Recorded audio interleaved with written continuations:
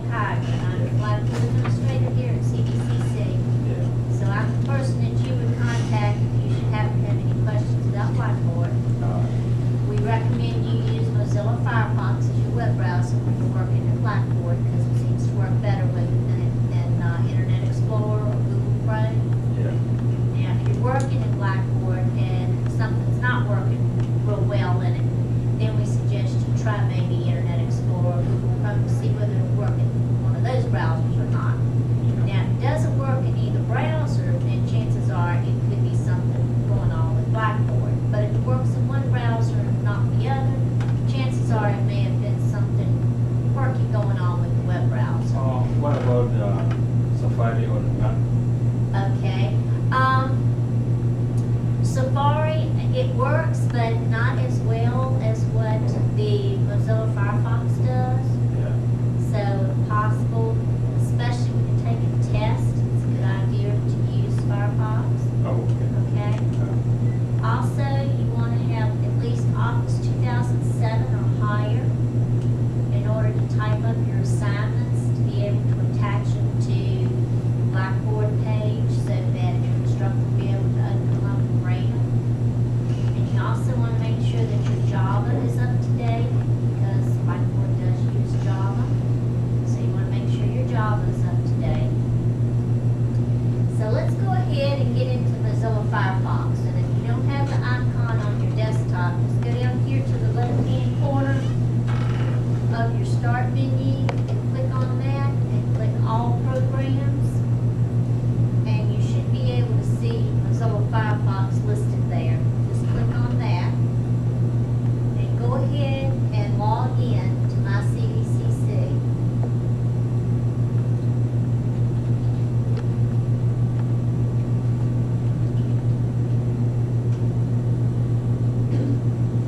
Okay, now you come up to your tools page when you log on. So what you want to do is you want to click on your Blackboard link right here.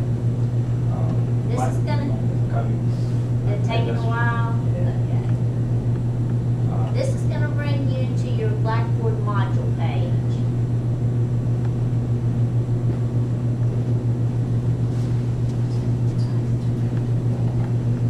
This is where the module's going to be. It's going to list all your classes that you're enrolled in that has a Blackboard component to it.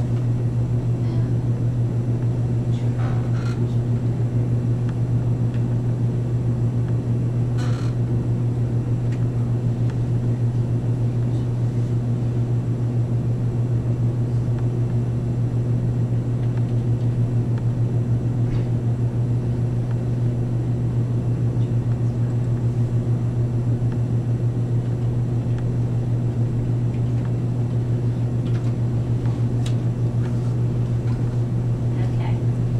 Now, you all should see a course listed in your module called CVCC's Role Ready for Online Learning Spring. Do you have that? All right, go ahead and click on that. That's how you're gonna get into your actual Blackboard site, is to click on the name of the course, okay? Now, this is just a free tutorial that I enroll all the students in that enroll in classes here at CVCC. To help you learn how to use Blackboard, how to do assignments in Blackboard, take tests in Blackboard, that sort of thing. So if you've not been in here and looked at it, and you're not familiar with Blackboard, it might be a good idea to go in and just take a look at it. Maybe after we go through the things that we're going to go over, maybe just go back to it and just look through it and see if there's anything else in there that maybe you need to look at. Now, normally your entry point into your Blackboard site is going to be your announcements page.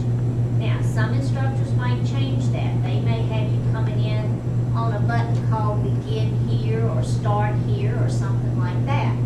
But for the most part, they usually bring you into the announcements page. And you want to make sure that you read your announcements frequently because your instructors do use the announcements page to provide you with information about the course or anything that might be going on that you need to know.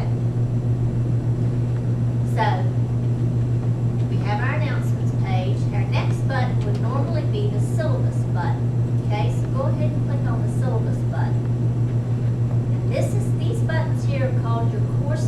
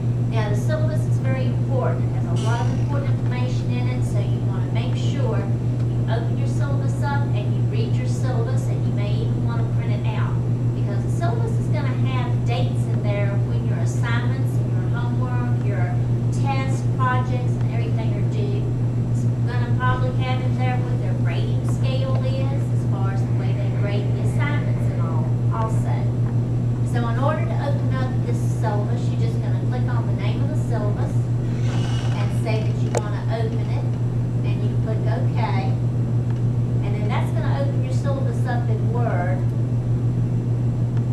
And if you get this little box right here, first things first, just click recommended settings and save accept.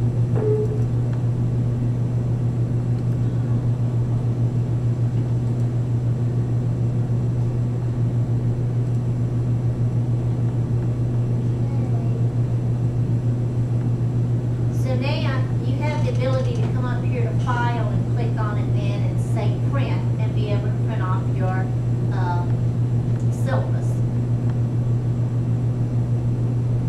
Okay, just go ahead and close that window up. Alright, next let's go ahead and click on your Assignments button. Now your Assignments button is where you're going to find your homework, your quizzes, and your tests.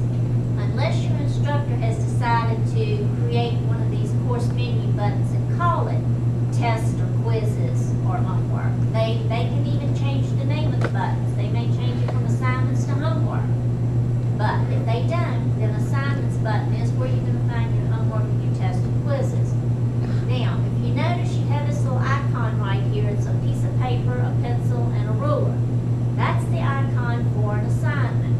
And in order to get into that assignment, to do that assignment, you're going to have to click on the name of it. So go ahead and click on the name Viewing Announcements to open that assignment up. Now you're going to have the instructions here of what it is the instructor wants you to do. And if you notice in section 2, you have a little button that says Write Submission. So go ahead and click on that. And notice what that does. That opens up a text box that you are able to type in. You all see that? Now, if you had clicked on that little button and it opened up a text box with just this one line of icons here, in order to get to all of them, you'll just come over here to this double-headed arrow and just click on it. And you see how it drops down 2 more lines? And a lot of these tools here are the same sort of tools that you have in Word. Now, the instructor might say, I want you to type up this assignment in the text box and submit it. So if he did, or she did, you just click in that text box, type whatever the assignment is. Now, the only thing about this is if you're typing in this text box and your internet goes down or your computer should happen to shut down on you or whatever, for whatever reason, you've lost everything that you have typed in that box. Now, one way to save that information is if you're typing in that box, you can come down here and say Save as Draft. But what that's going to do is that's going to take you out of this screen and you're going to have to go back and click on the Assignments button, then click on your draft here to get back to where you were. So, what I suggest is typing your assignment up in Word and saving it on your computer and then copy and pasting it into the text box. That way, you will have a saved copy of that assignment on your computer so that if something happens between the time you paste in that box and you submit, your computer or internet goes down, you don't have to retype anything. You just go back and copy and paste it again. Okay? Now, if it's a real short assignment that they want you to do, then I would say by all means go ahead and just type it in the text box. Now, if the instructor says, I don't care which way you do it, whether you type it in a text box or whether you attach it as a file, then again, we have some instructors who will say, I don't want it in a text box, I want it attached as a file. Then what you're going to do is you're going to type it up in Word and save it on your computer. And then when you get to the screen here, you're going to click the Browse My Computer button. And then that's going to enable you to go to wherever it is you've got your file saved on your computer. It might be your documents. And you'll click and find your file, and you'll double click on your file.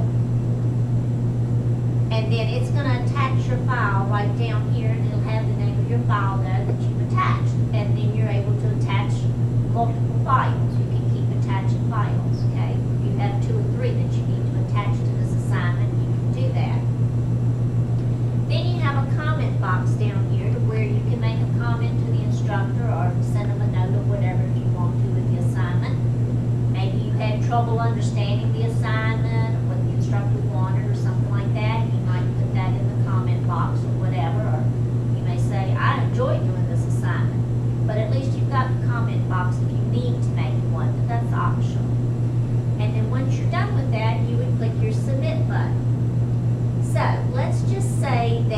instructions for this assignment was to read your announcements and then type your name in the text box.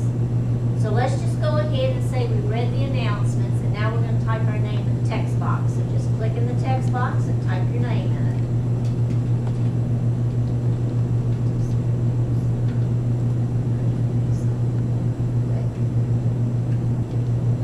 So you all go ahead and do that and then submit.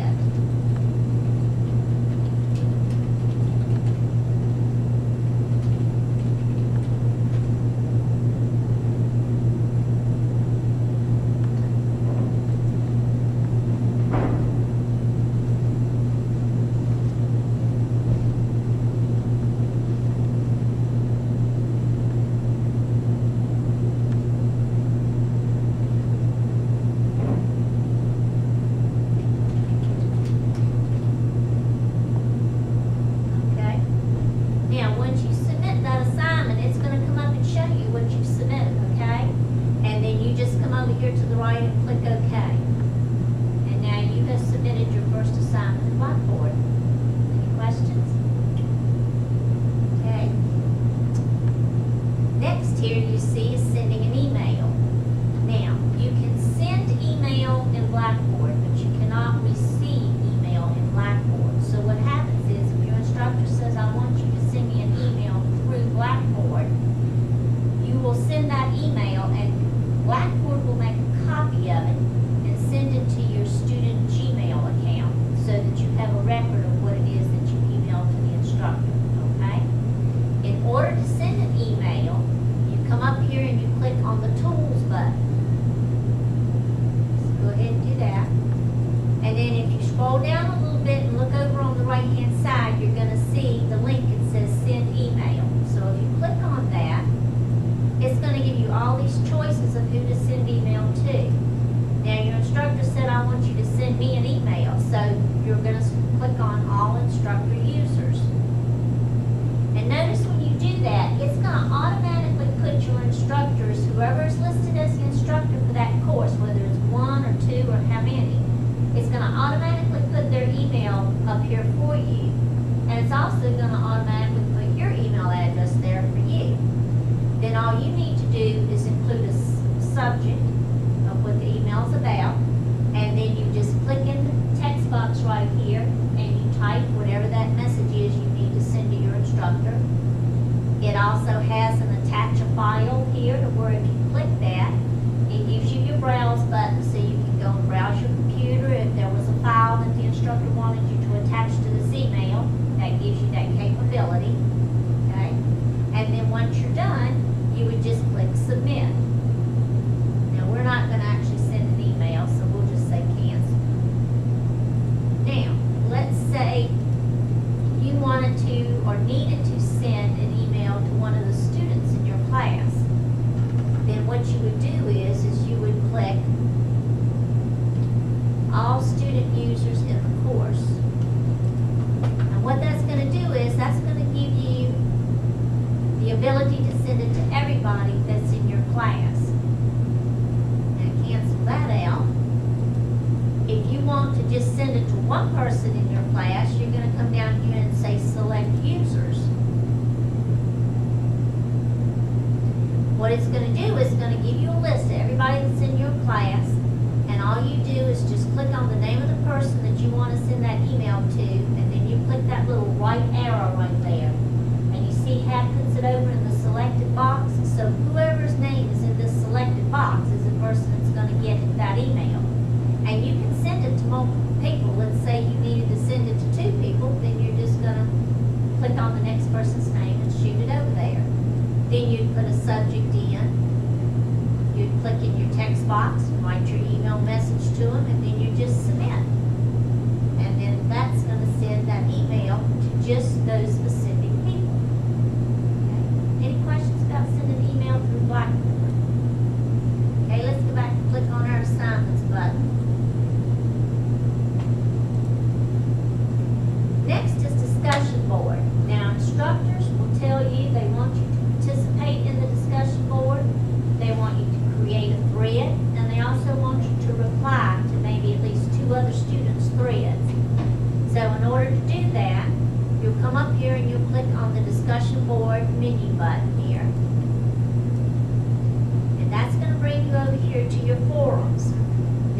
this right here, Roll Cyber Cafe, that's known as your forum. So in order to get into the forum and create these threads and reply, you have to click on the name of the forum. So go ahead and click on the name Roll Cyber Cafe. Now, when you come into your forum here, notice you've got some plus signs over top of some of these names here. That means that someone has replied to this person's thread. So the first thing you want to do when you get into your forum is go up here and make sure that you are on tree view up here. You see that in your top right corner? If you're on list view, look what happens. It just gives you a list of threads, okay? No replies or anything else. So the first thing you want to do is make sure you're over here on tree view. And then the next thing you want to do is you want to say expand all. And what that's going to do is that's going to open up all those replies that everyone has made to threads. See that? So that you're able to read other people's replies and decide who you want to reply to. Now to create a thread, you're just going to come up here and say create threads. Go ahead and click on the create thread button. And this form is just for you to introduce yourself to everybody. So go ahead and put in a subject, and anytime you see this little asterisk right here by something, that means that is a required field. And if you don't fill that in, Blackboard is not going to accept it. So go ahead and put in a subject. And then in the text box, just type in something in the text box.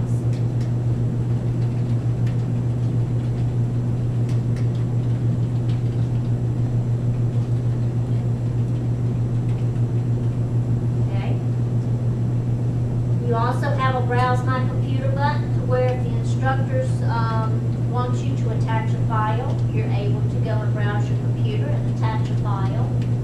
You also have that Save Draft button down here on this so that if you're typing in the text box and you get called away, you can say Save Draft, walk away, do what you need to do, and then come back and open it back up again and finish it up. And then once you're done with this, then you're going to click the Submit button. So go ahead and create a thread and submit it. Now once you do that, you should see your thread you created on the top line. You all see that? You see your thread you created? I see Tracy's. Did you create your thread? Yeah. Okay, do you see it? Okay, there you go. Now, in order to reply to someone's thread, you're going to have to read it first so that you know what to reply to. So in order to read it, you just come in here and click on the name of the thread to open up the thread that they created. Is that Misha? Yeah. Okay. He says, I'm looking forward to a great year in these courses. Good luck, everyone. So in order to reply, all I'm going to do is click the reply button and type in my reply to him.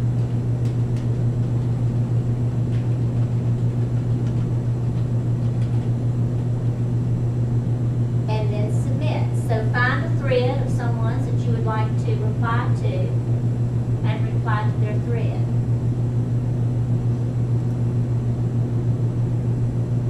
Once you do that, then it's going to come up and show you what you have said in your reply. And at that point, then, you'll come to the bottom right corner and click OK. And now it's going to post your reply to that thread. Now I replied to Meshach, so you notice the little plus sign up above your name? See, that shows that someone's replied to you. So after you do that, what you're going to want to do is go back up here and say expand all, so it'll open up everyone's replies that have replied to threads. And you notice here, here's your thread here. When I replied to you, the replies are indented underneath your original thread. See that? Tracy, did you see who you replied to? Okay. So any questions about discussion board? It's important to know how to do them because a lot of instructors are using them now and they're grading you on your participation in them and how well you participate. Okay. All right, let's go back and click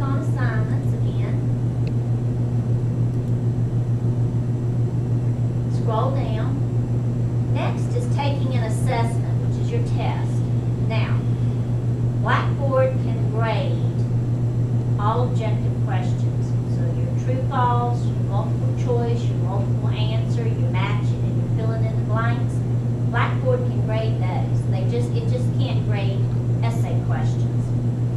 So, when you have a test to take, sometimes instructors will have a file that they want you to open up first and read before you start your test. And I tell everybody what comes to mind to me is keyboarding. When you're taking a keyboarding test, a lot of times the instructor will have a document there that you need to open up and look at that maybe has directions on what they want you to do, type of business letter, double space it, this type of font and so forth.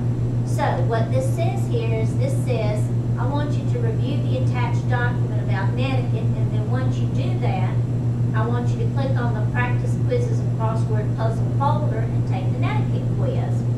So first off, we've got to open up this Connecticut PDF file, so we just click on it to open it up and read what it says. Well, Connecticut simply is just network etiquette, and it just talks about the rules of working on the internet. And you scroll on down, and then it shows you what these little emoticons here mean, because some people use these. So now you've gone through and you've read your little Connecticut document. You say, okay, I'm ready to take my test now. So just go back up here on the tab right there and just click on the little X, and that's going to close it for you. Now it says that we're supposed to go to that folder called Practice Quiz and Crossword Puzzle. So the folder says there's something else in here, and in order to get to it, you've got to click on the name of it. So go ahead and click on the name of Practice Quiz and Crossword Puzzle. Now, if you'll notice, the Connecticut quiz, the icon for it is no longer a piece of paper, pencil, and ruler. It's now a piece of paper, pencil, and check and an X. So that tells you this is a test or a quiz, okay? And in order to get into that test to take it, you've got to click on the name of that test. So go ahead and click on Connecticut quiz. Now, at this point, you want to make sure you read the instructions about this test before you start taking it.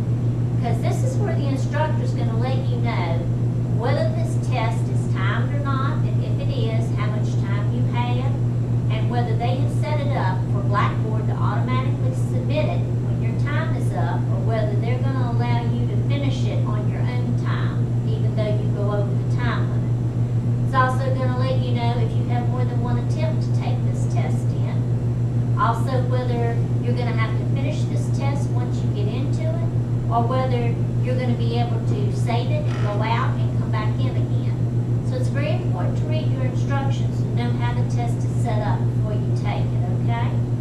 So we've read that this test is timed, but you're going to be, and you'll be notified when the time, is close. But you can continue working on it, and it does allow for multiple attempts. So in order to get into the test, we got to click the begin button.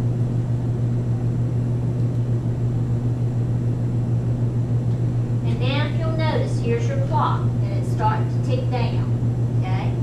Once that clock gets down to about a minute, it's going to give a little sound or chime or notice to you that you've got 1 minute left to take your test, okay? So what you want to do is you want to come over here and start answering your questions. What does the word Connecticut stand for? Well, it was network etiquette. So what you're going to do is you're going to choose that little radio button, or clicking that little radio button right there to the left of the answer. Do you notice how Blackboard saved it for you? Okay? So then you answer the next question. What does it mean when you communicate online and using all capital letters? Well, it means you're angry or shouting. So you go ahead and you choose that answer. When you're corresponding online, what could happen if you leave the subject line blank? It could cause the reader to delete the message without reading it, or mistake it for spam. What important information should you put in your subject line when you submit correspondence to your instructor? You should put your course name, number, and section number in there so they know who it's coming from and what section it's in. And what does that funny looking little face mean? Well, it's shocked or surprised. Now, if you leave your page unattended for 15 minutes or more, the system's going to automatically log you out. So if you're taking a test, and let's say it's an open book test, and it happens to be a long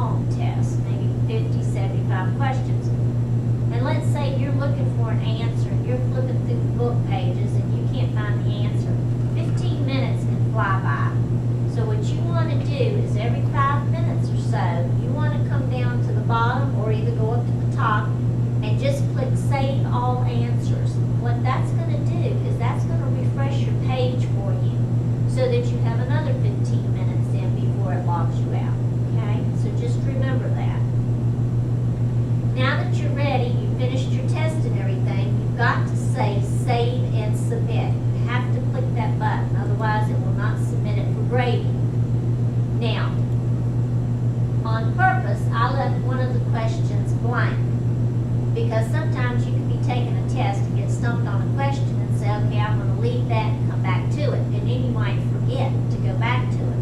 Well, what Blackboard does is it goes in and it looks to see if all your questions have answers, and if it doesn't, it's gonna let you know, which is a really nice feature.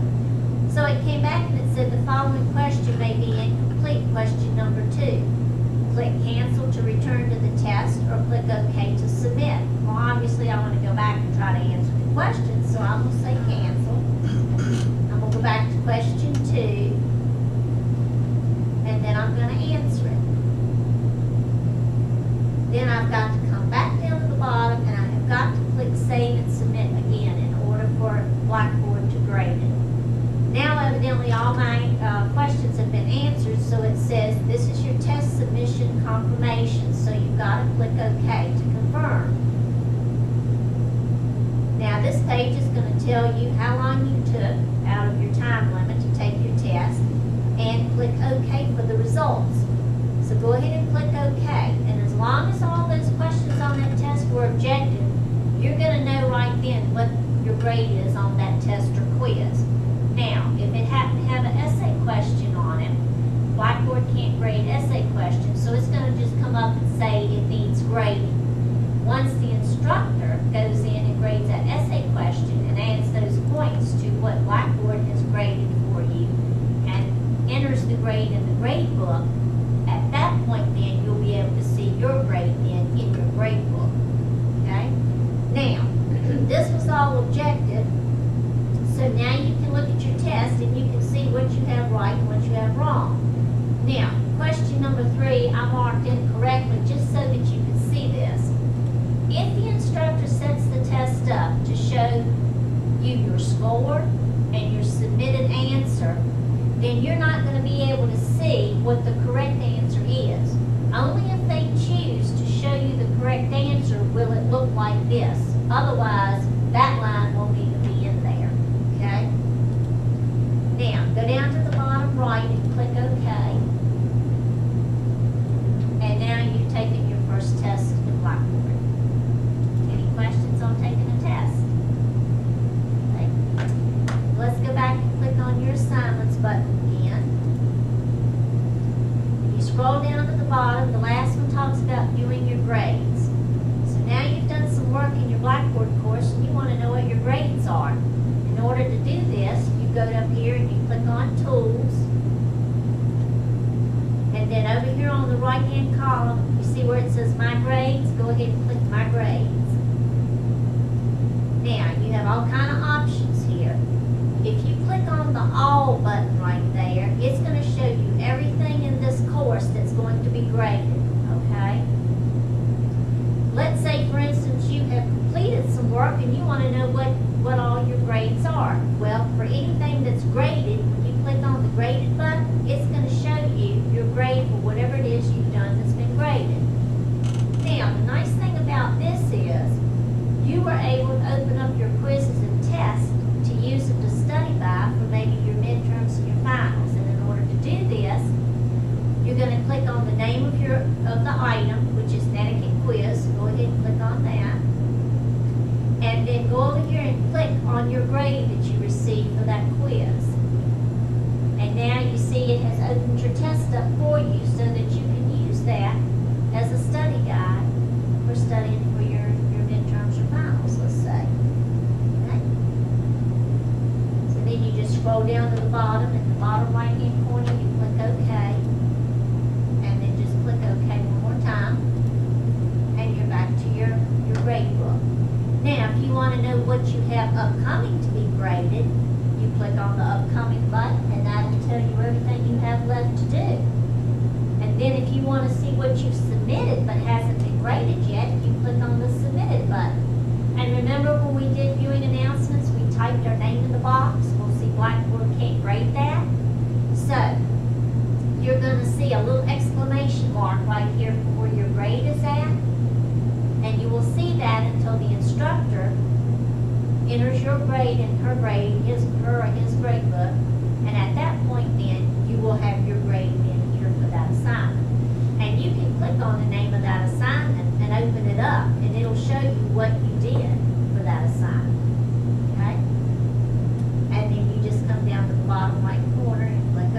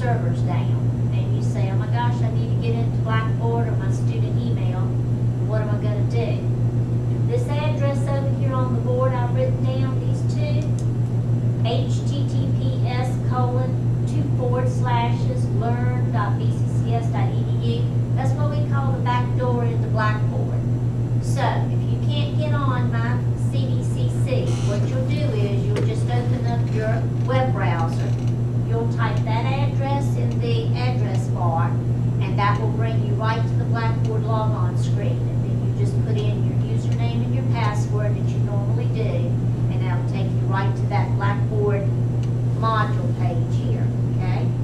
And the other address, the email one, that will get you to your student email account if you need to get to that for any reason.